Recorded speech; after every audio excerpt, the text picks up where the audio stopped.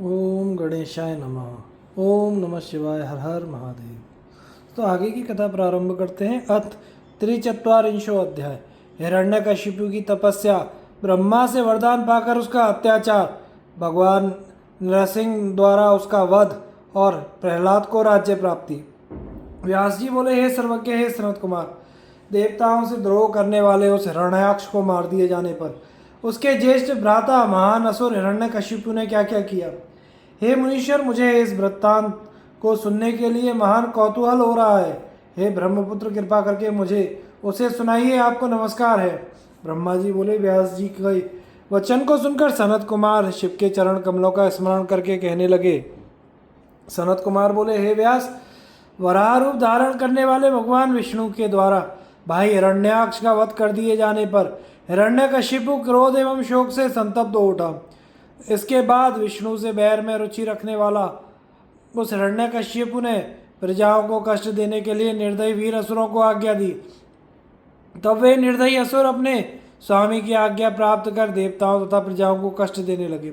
इस प्रकार जब दुष्ट बुद्धि वाले उन असुरों ने लोक का उत्पीड़न प्रारंभ किया, तब देवता लोग स्वर्ग छोड़कर अलक्षित होकर पृथ्वी पर घूमने लगे।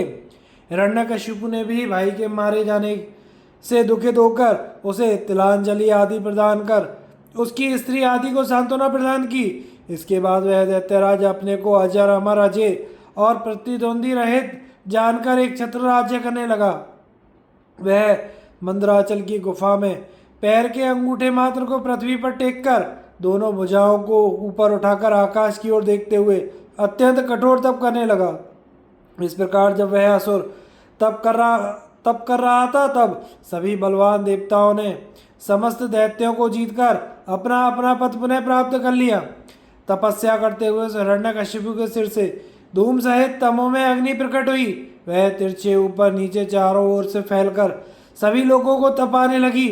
उससे तप्त होकर देवगण स्वर्गलोक छोड़कर ब्रह्मलोक चले गए।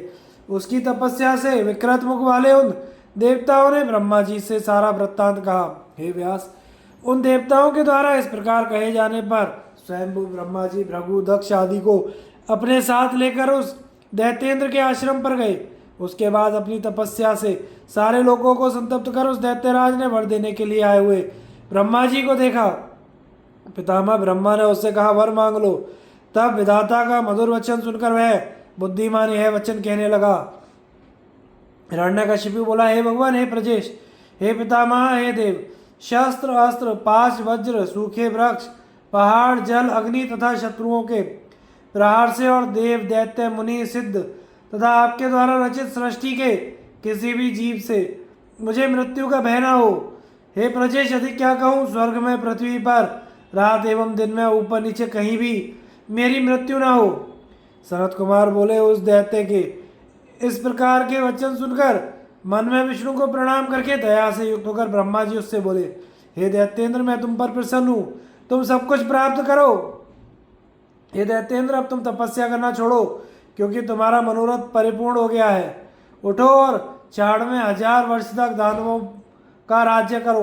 यह वाणी सुनकर वह हर्षित हो गया।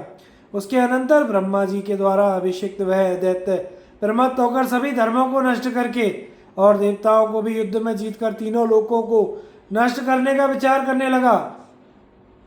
तब उस दैत्यराज से पीड़ित हुए इंद्रादि सभी देवता भय से व्याकुल हो पितामह की आज्ञा प्राप्त करके क्षीर सागर में गए, जहाँ विष्णु शयन करते हैं। उन्होंने विष्णु को अपने लिए सुखदायक जानकर अनेक प्रकार के वचनों से उनकी स्तुति करके प्रसन्न हुए विष्णु से अपना सारा दुख निवेदित किया। तब प्रसन्न विष्णु ने उनका समस्त दुख सुनकर उन्हें वरदान दिए और शैया से उठकर अग्नि के समान तेजस्वी उन्होंने अपने अनुरूप नाना प्रकार की वाणियों से आश्वासन देते हुए कहा, यह देवता, आप लोग प्रसन्न होकर अपने अपने स्थान को जाएं, मैं उस दैत्य का वध अवश्य करूंगा। हे मुनीश, विष्णु का यह वचन सुनकर इंद्र आदि सभी देवता अत्यंत प्रसन्न हो गए और हिरण्याक्ष के भाई को मरा हुआ मानकर अपने अपने लोक को चले गए। तदनंतर महाजटायुक्त विकराल तीखे दांत स्वरूप आयुध वाले तीक्ष्ण नखों वाले सुंदर नासिका वाले पूर्णतः खुले हुए मुख वाले करोड़ों सूर्य के समान जाज्वल्यमान अत्यंत भयंकर अधिक क्या कहे प्रलयकालीन अग्नि के समान प्रभाव वाले वे महात्मा विष्णु जगन में नरसिंह का रूप धारण करके सूर्य के अस्त होते ही असुरों की नगरी में गए। अद्भुत पराक्रम वाले नरसिंह प्रबल दैत्यों के साथ युद्ध करते हुए उन्हें मारकर शेष दैत्यों को पकड़कर घुमाने लगे और उन्होंने उन असुरों को पटक कर मार डाला। दैत्यों ने उन अतुल प्रभावशाली नरसिंह को देखा और उन्होंने पुनः युद्ध आरंभ किया। हिरण्यकशिपु के प्रहलाद नामक पुत्र ने नरसिंह को देखकर राजा से कहा, यह मृगेंद्र जगन में विष्णु तो नहीं है? प्रहलाद बोले, हे भगवान, अनंत नरसिंह का रूप धारण कर आपके नगर में प्रविष्ट हुए हैं, अतः आप युद्ध छोड़कर उनकी शरण में जाइए। मैं इस सिंह की विकराल मूर्ति को देख रहा हूँ, हे दैत्येंद्र, इनसे बढ़कर इस जगत में कोई योद्धा नहीं है, अतः इनकी प्रार्थना कर आप राज्य करें।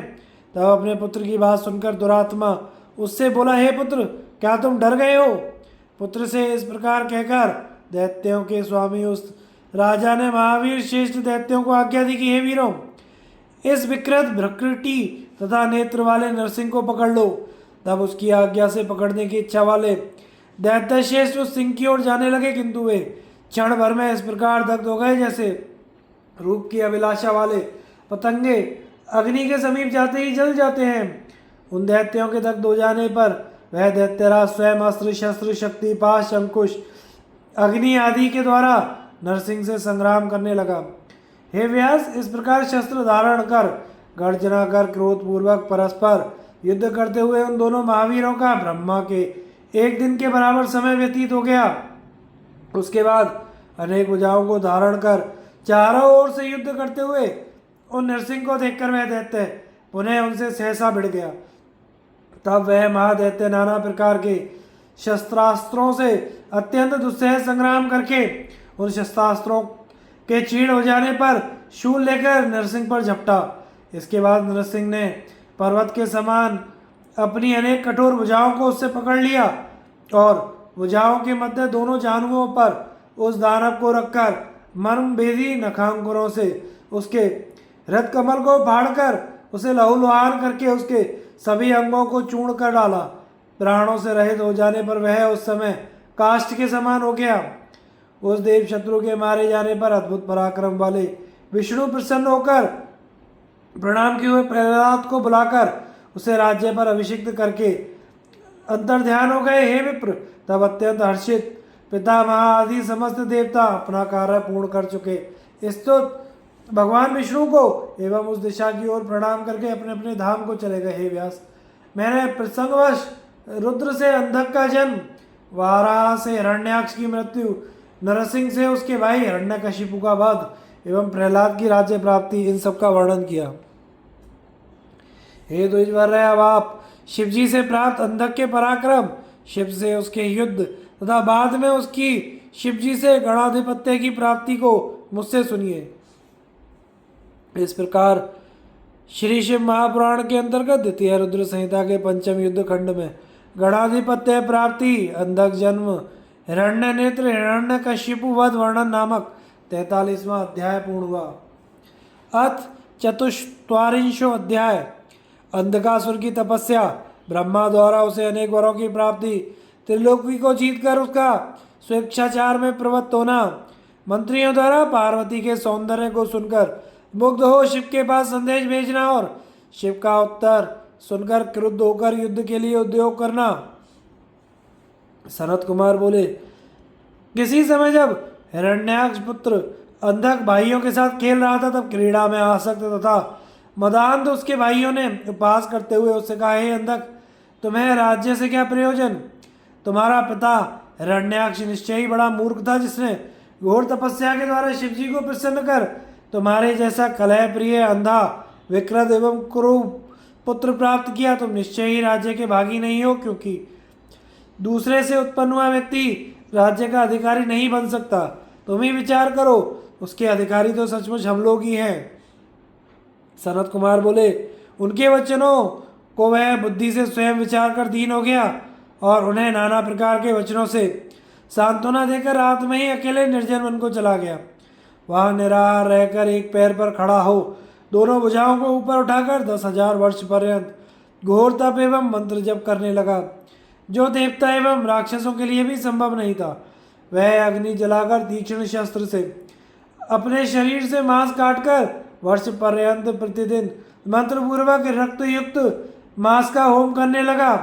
जब उसके शरीर में मांस नहीं रह गया, केवल स्नायु एवं अस्थि मात्र रह गया, समस्त रक्त नष्ट हो गया, तब उसने अपने शरीर को ही अग्नि में डाल देने का विचार किया।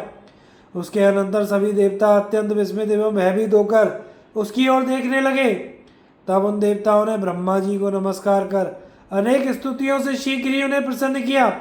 ब्रह्मा ने उसे तपस्या से व्रत करके कहा, हे दानव, आज तुम वर मांगो। समस्त लोक में जो दुर्लभ है एवं जिसकी प्राप्ति के लिए तुम इच्छुक हो, उस वर को मुझसे प्राप्त कर लो। ब्रह्मा के इस वचन को सुनकर दीन एवं विनम्र होकर उस दैत्य ने कहा, हे ब्राह्मण, हे प्रहलाद आदि मेरे जिन निष्ठुर भाइयों ने मेरा राज्य छीन लिया, वे मेरे सेवक हो। मुझ अंधे को दिव्य नेत्र की प्राप्ति हो जाए एवं इंद्र आदि देवता मुझे कर प्रदान करें। मेरी मृत्यु देव, दैत्य, गंधर्व, यक्ष, सर्प, राक्षस, मनुष्य, दैत्यों के शत्रु श्री नारायण आदि किसी प्राणी से तथा सर्वमय शंकर से भी ना हो। उसके उस कठिन वचन को सुनकर ब्रह्मा जी शंकित होकर उससे कहने लगे। ब्रह्मा जी बोले, हे दैत्येंद्र, यह सब पूर्ण होगा, किंतु अपनी मृत्यु का कोई कारण अवश्य वर्ण करो, क्योंकि ऐसा ना तो हुआ है और ना होगा जो काल के मुख में प्रविष्ट ना हुआ हो। अतः आप जैसे सत्पुरुष अत्यंत दीर्घ जीवन की इच्छा त्याग कर दें। ब्रह्मा के इस अनुनयपूर्ण वचन को सुनकर वह दैत्य पुनः कहने लगा। अंधक बोला, हे ब्रह्मदेव, तीनों कालों में जितनी भी श्रेष्ठ, मध्यम तथा कनिष्ठ स्त्रियां हैं, उन सभी में जो रत्न स्वरूप सर्वश्रेष्ठ हो, वही मेरी माता के समान हो। हे भगवान, हे स्वयंभू, जो मनुष्य लोक के लिए दुर्लभ तथा मन, वाणी और शरीर से सर्वथा अगम्य हो, जब मैं दैत्येंद्र भाव से उसकी कामना करूं, तब मेरा नाश हो जाए। उसका वचन सुनकर ब्रह्मा जी ने आश्चर्यचकित हो शिव के चरण कमलों का स्मरण किया और शंभु की आज्ञा प्राप्त करके उस अंधक से शीघ्र कहा। ब्रह्मा जी बोले, हे दैत्य, तुम जो भी अभिलाषा करते हो, तुम्हारी वे सभी कामनाएं पूर्ण होंगी। हे दैत्येंद्र, अपना अभीष्ट प्राप्त करो और वीरों के साथ युद्ध करो। हे मुनीश्वर, ब्रह्मा जी के ऐसे वचन सुनकर स्नायु तथा अस्थि मात्र शेष वह हिरण्याक्ष पुत्र अंधक ब्रह्मा जी को भक्ति पूर्वक प्रणाम कर उन प्रभु से कहने लगा। अंधक बोला, हे विभो, मैं इस विकृत शरीर से शत्रुओं की सेना में प्रविष्ट होकर किस प्रकार युद्ध कर सकता हूँ? अतः अपने पवित्र हाथ से मुझे स्पर्श कीजिए और स्नायु तथा अस्थि शेष इस शरीर को शीघ्र ही मांस से पुष्ट कर दीजिए। सनत कुमार बोले, उसका वचन सुनकर वे ब्रह्मा उसके शरीर का स्पर्श करके मुनियों तथा सिद्धों से पूजित होते हुए देवेश्वरों के साथ अपने अपने धाम को चले गए। ब्रह्मा के स्पर्श मात्र से ही वह दैत्यराज संपूर्ण शरीर वाला तथा बल संपन्न हो गया। वह नेत्रयुक्त तथा सुंदर हो गया और प्रसन्न होकर अपने नगर में प्रविष्ट हुआ। तदनंतर प्रहलाद आदि सभी दैत्येंद्र से वर प्राप्त कर आया हुआ समझकर संपूर्ण राज्य उसके लिए छोड़कर उसके अधीन होकर उसके सेवक हो गए। तदनंतर अंधक ने अपने भृत्यों एवं सेनाओं के साथ विजय की इच्छा से स्वर्ग की ओर प्रस्थान किया। वहां युद्ध में समस्त देवताओं को जीतकर वज्र धारण करने वाले इंद्र को भी करदाता बना दिया। उसने नागों, पक्षियों, बड़े बड़े राक्षसों, गंधर्वों, यक्षों, मनुष्यों, पर्वतों, वृक्षों एवं सिंह आदि समस्त पशुओं को भी युद्ध में जीत लिया। उसने इस चराचर त्रिलोक्य पर अधिकार करके उसे अपने वश में कर लिया। इसके बाद अपने अनुकूल सुंदर हजारों स्त्रियों के साथ विहार करता हुआ पाताल, पृथ्वीलोक तथा स्वर्ग में जितनी रूपवती स्त्रियां थीं, उनके साथ पर्वतों, मनोवर, नदी तटों पर वह रमण करने लगा। उनके मध्य में क्रीड़ा करता हुआ वह दैत्येंद्र काम प्रवृत्ति के लिए स्त्रियों के पीने से बचे हुए दिव्य एवं मानुष पेयों से को प्रसन्नता के साथ पीता था। वह नाना प्रकार के दिव्य रस, फल, सुगंधित पुष्प प्राप्त करके मैं दानव द्वारा निर्मित उत्तम गिरहों तथा यानों एवं सुंदर वाहनों का सेवन करता था। अद्भुत अर्चन वाले पुष्प, अर्घ्य, धूप, मिष्ठान, अंगराग आदि से युक्त हो क्रीड़ा करते हुए उस अंधक दैत्य के उत्तम 10,000 वर्ष व्यतीत हो गए। इस प्रकार भोग करते हुए उसे परलोक में अपने कल्याण करने वाले पुण्य का ज्ञान न रहा। वह मूर्ख दैत्यराज मदान्ध बुद्धि होकर दुष्टों के साथ निवास करने लगा। इसके बाद वह महात्मा प्रमत्त होकर कुत करयुक्त होकर बातचीत से अपने प्रधान पुत्रों को तिरस्कार कर सभी वैदिक धर्मों का विनाश करता हुआ दैत्यों के साथ विचरने लगा। धन के अहंकार से मदान्ध वह वेदों, ब्राह्मणों, देवताओं तथा गुरुओं का अपमान करने लगा और दैववश हतायु हो अपनी आयु को स्वेच्छाचार पूर्वक क्षीण करता हुआ रमण करने लगा। इस प्रकार पृथ्वी तल पर करोड़ों वर्ष निवास करते हुए वह अंधक किसी समय हर्षित होकर अपनी सेना के साथ मंदराचल पर चला गया और वहां की स्वर्णिम शोभा देखकर मानमत्त हो सैनिकों के साथ घूमने लगा। वह क्रीड़ा के लिए उस पर्वत पर आकर मोहवश वहां निवास करने का विचार करने लगा। उसने अपने पराक्रम से प्रसन्नता पूर्वक मनोहर एवं दृढ़ नगर का निर्माण कर स्वयं उसके शिखर पर अपने निवास हेतु महासुंदर भवन बनवाया। उस दैत्येंद्र के दुर्योधन, वेदस और हस्ती नामक मंत्री थे। किसी समय उन 3 मंत्रियों ने उस पर्वत शिखर पर एक रूपवती सुंदर स्त्री को देखा। शीघ्रगामी उन सभी दैत्यों ने हर्षित होकर वीरवर दैत्येंद्र अंधक के समीप आकर जैसा देखा था वैसा प्रेम पूर्वक कहा। मंत्री बोले, हे दैत्येंद्र, मंदराचल की गुफा में ध्यान में नेत्र बंद किए हुए रूपवान चंद्र की आदि कला को मस्तक पर धारण किए तथा कटी प्रदेश में व्याघ चर्म लपेटे हुए कोई मुनि दिखाई पड़े हैं। उनके सारे शरीर में भुजंग लिपटे हुए हैं। वे सिर पर जटा तथा गले में कपाल की माला धारण किए हुए हैं। हाथ में त्रिशूल लिए, बाण तथा तरकस धारण किए हुए हैं। वाहन धनुष धारण किए हुए और अक्षय सूत्र पहने हुए हैं। वे लकुट, त्रिशूल एवं खड़ग धारण किए हुए हैं। वे जटाजूट से युक्त 4 भुजाओं वाले, गौर वर्ण वाले तथा भस्म से लिप्त हैं। वे महातेजस्वी प्रतीत हो रहे हैं। उनका संपूर्ण वेश अद्भुत है। उनसे थोड़ी ही दूर पर एक पुरुष दिखाई पड़ा। वह बानर के समान महाभयंकर मुख वाला, विकराल, हाथों में संपूर्ण अस्त्र लिए उनकी रक्षा करता हुआ स्थित है। वहीं पर शुक्ल वर्ण का एक श्वेत वृद्ध बैल भी है। हम लोगों ने बैठे हुए उस तपस्वी के निकट पृथ्वी पर रत्नभूता एक सुंदर रूप वाली मनोहर युक्ति भी देखी है। वह स्त्री प्रवाल, मुक्तामणि तथा रत्नों से निर्मित आभूषणों तथा वस्त्रों को धारण की हुई है। वह मनोहर माला से सुशोभित है। जिसने उस महासुंदरी को देख लिया वास्तव में वही दृष्टि वाला है। उसे देख लेने पर अन्य को देखने का कोई प्रयोजन नहीं है। वह दिव्य नारी उस महान पुण्यवान महर्षि महेश्वर की प्रिया भार्या है। दैत्येंद्र, आप सुंदर रत्नों के भोक्ता हैं, अतः उसे अपने घर लाकर भली भांति देखने में समर्थ हैं। सनत कुमार बोले, उन मंत्रियों की इस बात को सुनकर वह दैत्य कामातुर हो उठा। उसका सारा शरीर घूमने लगा। उसने दुर्योधन आदि मंत्रियों को उन मुनि के समीप शीघ्र ही भेजा। हे मुनीश, उत्तम राजनीति में परम प्रवीण उन श्रेष्ठ मंत्रियों ने महाव्रती एवं अप्रमेय उन मुनि के पास जाकर प्रणाम कर उस दैत्य की आज्ञा कर इस प्रकार कही। मंत्री बोले, हिरण्याक्ष के पुत्र दैत्याधिराज, त्रिलोक के स्वामी महामना, जिनका नाम अंधक है, वे ब्रह्मा जी की आज्ञा से विहार करते हुए इस मंदराचल पर विराजमान है। हे तपस्विन, हम उनके अंगरक्षक तथा मंत्री हैं। उनके द्वारा भेजे गए हम लोग आपके समीप आए हैं और उन्होंने जो संदेश दिया है उसे ध्यान देकर आप सुने। हे बुद्धिमान मुनिवर, आप किसके पुत्र हैं और किस कारण यहाँ सुखपूर्वक बैठे हुए हैं? ऐसी महासुंदरी है तरुणी किसकी भार्या है? हे मुनीन्द्र, आप इसे शीघ्र ही दैत्यराज को समर्पित कर दें। कहा तो भस्म से लिप्त, कपाल माला युक्त महाकुरूप तुम्हारा यह शरीर, और कहा तरकस, धनुष, बाण, खड़ग, भुषुंडी, त्रिशूल, बाण एवं तोमर आदि दिव्यास्त्र।